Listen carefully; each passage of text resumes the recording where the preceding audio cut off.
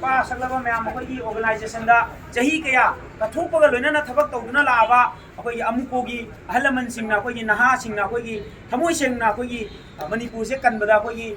platform ama sinjaraga akhoi na kano nataba mapu nataba platform ama sinjaraga ahal mayam se tawkanda apaba warep lawrakanda akhoi mayam na ama toina ahal jingna lawriba warep tu illaga manipur gi ngasi tangdu leita daba amaga akhoi tongan tongan tari posigi khana nainaraga apaba wakhalon ham putoga akhoi punna khungyang changjan minabasida naha mayam na matam machin ba kya kaithoga manipur kandaba ya dina lakpodo kakari side gi jo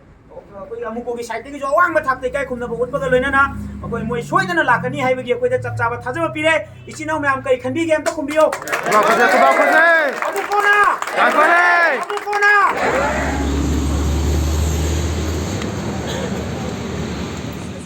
yauduni alaman mara pagi masing yauduni nungawan dia aja lah atau akhoi sidi mot amat thambak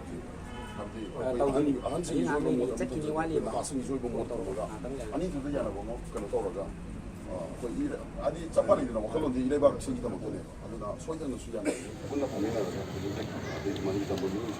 masibu lumna lobira kanda soidana yaoni haibagi thajaba pire ichinaw mayam gi thamoi da kai phawbige ichinaw mayam sum haibiyo akhoi ichinaw mayam nungaibro natraga nungaitabro kai haibiyo apunba slogan amtang lawmine se apunba mairoi luk tarungna apunba mairoi luk tarungna manipur imana apunba manipur ai minarse